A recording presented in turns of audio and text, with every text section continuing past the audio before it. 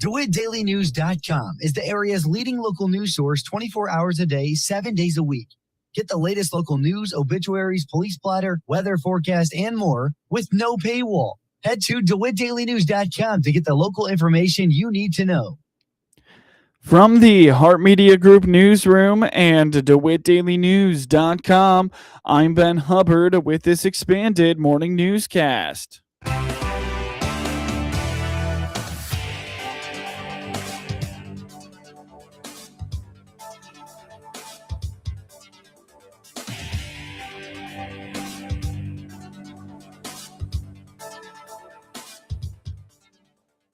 Good morning and thanks for being with us. I'm your host today, Ben Hubbard.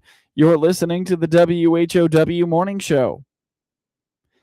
The city of Clinton has been focused on accomplishing many of the goals laid out in its strategic plan from a few years ago. In that strategic plan were goals for individual departments, including the police department. One of the primary pillars of the plan involves modernizing the department's response capabilities. Chief Ben Lauer says having a written, evolving plan is vital for maintaining a clear vision. So it was all part of a collective strategic plan with the city of Clinton. I believe we worked on this in 2024 when Taylor Baxter was serving as our city administrator, and kudos to him for really spearheading this or getting this going. But, you know, a strategic plan, I can't say enough good about it, and it needs to be a continually evolving plan. You know, it's a collective effort to provide a clearer vision about where you're going, identifying strengths and weaknesses, setting goals, and creating a unified direction and focus as to where we're going. Utilizing strategic plan is proactive versus reactive in crisis mode, and it provides measurable results and accountability. And I think just the ability to sit down and discuss those goals, discuss things that we recognize that we can improve on, and simply putting those in writing and referring back to those. To me, I can't tell you enough good about how that provides some accountability, some direction. Another major portion of this plan involves a massive overhaul of the department's IT infrastructure. Since 2010, local agencies like the Sheriff's Department and Farmer City Police have been working to share information more efficiently.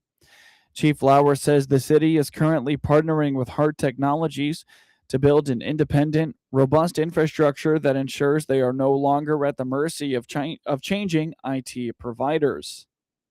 And some of those things that we've done, you know, I brought some notes with me here in terms of our strategic plan and how it applied just to the police department within that citywide strategic plan, but were some significant IT upgrades. You know, starting back in 2010, one of the best things that we have done over time is that the police department, the sheriff's department, Farmer City Police Department, and now even more area agencies are sharing information better. That kind of began in 2010. When we started to migrate. At that time, we had a shared IT provider, and technology grew so fast that we just continually kind of just made it work, shall I say. But we recognized that at some point that was going to catch up with us. You know, with the county changing to a different IT provider, us having our original IT provider, that created some complications. So part of our strategic plan was to still be able to share that information, but build infrastructure and create a situation where we were more independent. And we've done that. That came with a cost, but not only for the benefit of the police department, but we've done that citywide. And so now working with Hart Technologies, we're not quite finished with it yet, but we've made huge strides in becoming more independent so that is not at the mercy of different IT providers and things like that. But yet we're still able to share that information, which is a huge benefit to our law enforcement and emergency services to be able to work together and share that information. So the IT upgrades was a tremendous thing. Like many small agencies, Clinton has faced recruitment and retention challenges in recent years. To combat this, the department is prioritizing professional development, including sending all sergeants through the Northwestern Staff and Command School. Chief Lauers notes that by fostering individual interests, such as specialized training for firearms and taser instructors, the department is building a stronger, more motivated force. Chief Lowers admits he is getting better at meeting with his staff in leadership positions and having quarterly department staff meetings. Follow the Clinton Police Department on Facebook for more on its interactions within the city of Clinton. Get news anytime from your computer or your mobile device at DeWittDailyNews.com. That's DeWitt County's #1 source for news, sports, police blotter, obituaries, and more. DeWittDailyNews.com. Our local hospitals are the heartbeat of our communities, delivering critical care every hour of every day for everyone, training the next generation of caregivers. Beyond the walls, their benefit to the community is everywhere, driving the local economy and supporting local organizations, initiatives, and neighbors. Illinois Hospitals, healing communities. Learn more at team-iha.org. Sponsored by the Illinois Health and Hospital Association. Aired in cooperation with the Illinois Broadcasters Association and this station. DeWittDailyNews.com is the area's leading local news source 24 hours a day, 7 days a week. Get the latest local news, obituaries, police blotter, weather forecast, and more with no paywall. Head to DeWittDailyNews.com to get the local information you need to know. Netflix buffering, YouTube spinning, devices not connecting, Zoom calls dropping. It's frustrating. Let's end your frustration by signing up for fiber internet in Clinton. Click the Connexus icon at DeWittDailyNews.com.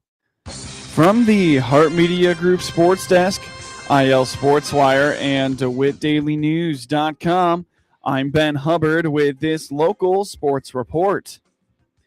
In high school boys basketball regional quarterfinal matchups tonight in Class 1A, number 16 Blue Ridge is going to first-seeded Decatur Unity Christian at 5:30, while 7th-seeded Arcola takes on 10th-seeded Heritage at 6. 12th Meridian goes to 5-seeded Oka Valley at 6, while 2-seed Cerro Gordo Bement hosts number 15-seed Judah Christian at 6. Number 14, Calvary Christian, goes to number 3, Ridgeview at 6 p.m., while 8th-seeded Fithian Oakwood hosts 9th-seeded Decatur St. Teresa at 6. 11th-seeded Tri-Point takes on number 6, Gibson City Melvin Sibley at 6 in Gibson City, while 5th-seeded Hayworth hosts number 12, Watseka at 6 p.m. Number 16, Iroquois West, goes to first-seeded Leroy at 6 p.m., while 5th-seeded Mount Pulaski will take on the 12th-seeded Fisher at home at 6 p.m. 11th-seeded Neoga goes to 6th-seed Central A&M at 6 tonight, while 2-seed Tremont hosts 15th-seed Astoria at 6 p.m.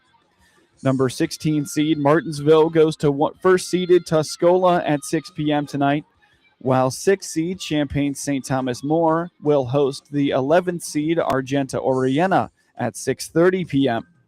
Number 3 seed Toledo Cumberland plays host to number 14 Arthur Levington Atwood Hammond at 6:30. In Class 2A tonight, number 10th seeded Peoria Notre Dame will go to 7th-seeded Eureka at 6 p.m., while 6th-seeded Maroa-Forsyth hosts number 12 Shelbyville at 6 p.m. 9th-seeded Tri-Valley goes to 8 Peoria Christian at 6 p.m. tonight, while at 6:30 p.m. tonight, number 5 Clinton will host number 11 Marshall. Hear the action on WHOW and all its digital platforms. At 6:30 tonight, number 7 Pena hosts number 10 Paris, while the 9th-seeded Sullivan goes to the 8th-seeded Monticello tonight at 7 p.m. Hear the action of that game on 95.9 FM WEZC and online at DeWittDailyNews.com. While number 9-seeded Pittsfield goes to 8-seed Pleasant Plains tonight at 7 p.m.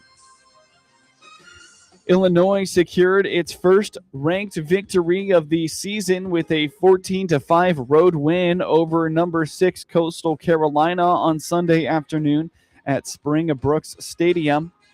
The Fighting Illini offense exploded for a season-high 14 runs and 17 hits, with 6 Illini hitters registering multiple hits. The triumph marked the head coach Dan Hartleb's 600th of his collegiate managerial career. Freshman A.J. Putty highlighted the offensive dominance with 5 hits, including 4 for extra bases and 7 RBIs. His grand slam in the first inning was the second home run of his career, while he finished the day with 11 total bases.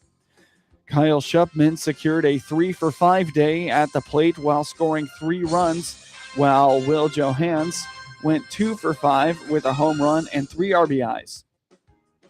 Nick Groves, Michael Farina, and Daniel Contreras all tallied 2 hits on the day. Reagan Hall recorded the win on the mound during his 5.1 innings of work, while Kyle Remington tossed 3.2 innings of 1 hit, shutout ball in relief en route to the save. The Illini saw their 5 batters of the day reach base, which gave the visitors a quick lead. With the bases loaded, Putty posted the second home run of his collegiate career, which came in the form of a grand slam to establish a 6-0 lead. The orange and blue ultimately sent 12 hitters to the plate in the frame, including the first 7 reaching successfully en route to an early 7-0 edge. After the Chanticleers scored once in the bottom of the first, the Illinois offense put up another big inning in the second. A 2-run double from Putty pushed the Illini edge to 9-1 before Johans connected on his 3rd home run of the season to lengthen the lead to double digits. The visitors scored 5 runs in the frame to take a 12-1 edge. The hosts accounted for the game's next 4 runs before Putty plated his 7th run of the game on his RBI double in the 7th, his 5th hit of the afternoon. Illinois added 1 more run in the 7th before Remington closed out the game on the mound. The Illinois State baseball program held in a tightly contested matchup 5-3 to Miami at Ohio Sunday afternoon in the final day of the Snowbird Classic. The Redbirds fall to 5-2 overall through its first 7 games of 2026. Miami at Ohio opened the scoring in the contest with a sacrifice fly that drove in a Red Hawks run to take a 1-0 lead in the second inning. Trailing early, Illinois State responded as junior transfer Michael Carano, in his first career start, homered right field to give the Redbirds a 2-1 advantage at the bottom half of the frame. After 4 scoreless innings, the Red Hawks reclaimed the lead following a 3-run home run to give Miami a 4-2 lead in the top of the 7th. The Redbirds later pulled a run as redshirt sophomore Braden Bakes brought home senior Josh Outlaw to make the score 4-3. Despite the attempt at a late rally from the Redbirds, Miami at Ohio added an insurance run at the top of the 9th to earn the 5-3 win. Karl Anthony Towns had 28 points and 11 rebounds for his NBA-leading 39th double-double, and the New York Knicks outlasted the sliding Chicago Bulls 105-99 on Sunday night for their 2nd straight victory. Towns scored 6 straight points on a 3-pointer, a layup, and a free throw after Chicago took a 95-94 lead with 3 minutes and 52 seconds left in regulation on Mattis Buzelis' 3. Mikal Bridges hit another 3-pointer with 27 seconds left, and Jalen Brunson iced it with 2 free throws. Brunson had 19 points and 9 assists to help New York deal the Bulls a 9th straight loss, their longest skid since a 10-game slide in January of 2019. Landry Shamet added 16 points for the often cold-shooting Knicks, who shot 44.7% from the floor after overcoming an 18-point deficit in the 4th quarter to beat Houston 108-106 in New York on Saturday. Buzelis finished with 15 points for Chicago. Jalen Smith had 12 before leaving in the 3rd quarter with right calf tightness, and Isaac Okoro had 12. Gershon Yabusele had 11 points and 13 rebounds. New York opened a 13-point lead in the 3rd quarter thanks to a 21-10 run before settling for an 83-78 edge heading into the 4th. Chicago led 53-52 at the half. The Bulls played without injured guards Jaden Ivey and Inferni Simons, both acquired at the trade deadline. The Knicks were without center Mitchell Robinson, who sat out for left ankle injury management. The Knicks are at Cleveland on Tuesday night, while the Bulls play host to Charlotte on Tuesday night. Donovan Dent hit a go-ahead layup with 1 second remaining in overtime, lifting UCLA over number 10 Illinois 95-94 on Saturday night after the Bruins rallied from a 23-point first-half deficit. Fans stormed the court in celebration at the buzzer. It was UCLA's biggest comeback since rallying from a 19-point down in a 90-83 victory over Oregon on February 23, 2019 at home. The Illini were favored by 7.5 points, according to BetMGM Sportsbook. Eric Daly Jr. led 6 Bruins in double figures with 20 points. Tyler Bedeau had 18 points, and Trent Perry had 17. Freshman Keaton Wagler grabbed an offensive rebound and scored with 4.9 seconds remaining to put Illinois in front 94-93 before Dent capped UCLA's comeback. Neither time led by more than 2 points in the extra session. Wagler had 19 points, making all 8 of his free throws, 8 rebounds, and 6 assists. The Bruins improved to 18-9 and 10-6 in the Big Ten and improved to 15-1 at home. Making their first visit to Pauley Pavilion since 1987, the Illini fall to 22-6 and 13-4 in Big Ten, and were coming off a 36-point victory at Southern California, their largest in a Big Ten road game in 80 years, and had won 14 of 16 games. UCLA erased an 11-point deficit early in the second half with 3 3-pointers and took its first lead of the game on Xavier Booker's basket, 60-58. From there, the game was tied 6 times, and the teams traded 1-point leads.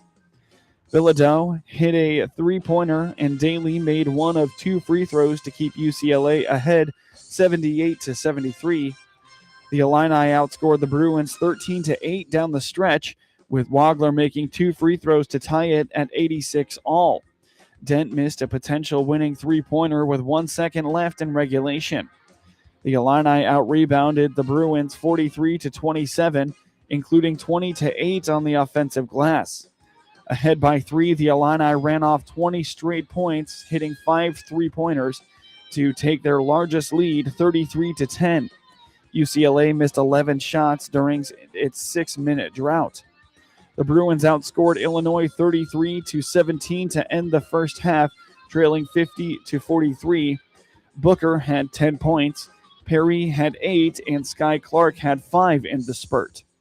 The victory capped an otherwise lackluster week for the Bruins. They were coming off road losses at Michigan and Michigan State.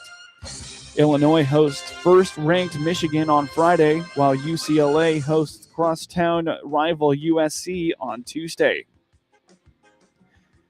Jaquan Johnson's 23 points helped Bradley defeat Illinois State 74-60 on Saturday night. Johnson shot 8 for 16, 1 for 3 from three-point range, and 6 of 6 from the free throw line for the Braves, who improved to 19-10 and 12-6 in the Missouri Valley Conference. Ahmet Janovic added 14 points and 6 rebounds while shooting 5 of 7 from the field and 4 for 7 from the line. Timothy Vanderknapp went 5 of 10 from the field, 1 for 6 from three-point range to finish with 11 points while adding 6 rebounds. Mason Clabo led the Redbirds in scoring, finishing with 12 points and 7 rebounds. They fall to 18-11 and 10-8 in the MVC. Illinois State also got 12 points from Landon Wolf. Ty Pence had 11 points and 6 rebounds. Bradley took the lead about 4.5 minutes into the game and did not trail again. Johnson led the Braves with 10 points in the first half to help put them up 43-31 at the break. Bradley outscored Illinois State by 2 points over the final half as Johnson led the way with a team-high 13 second-half points. Amari Brown scored 22 points, and Ismail Habib hit a go-ahead three-pointer with 2 seconds left to rally Southern Indiana to a 70-68 victory over Eastern Illinois on Saturday. Brown shot 7 of 14 from the field and 7 for 8 from the free throw line for the Screaming Eagles, who improved to a 7-21 and 4-14 in the Ohio Valley Conference. Habib shot 4 of 7 from three-point range. Ola Ajaboy added 13 points. Zion Fruster led the way for the Panthers with 28 points and 2 steals. They fall to 11-18 and 7-11 in the OVC. Michi White totaled 17 points, 6 rebounds, 6 assists, and 2 steals. Cooper Jacoby finished with 11 points and 9 rebounds. Southern Indiana took a 36-20 lead into halftime. Terry McMorris made the first of 2 free throws to give the Panthers a 2-point lead before Habib sank the winner. Get highlights of your local high school program by finding IL SportsWire on your preferred social media platforms, and get local sports anytime at DeWittDailyNews.com.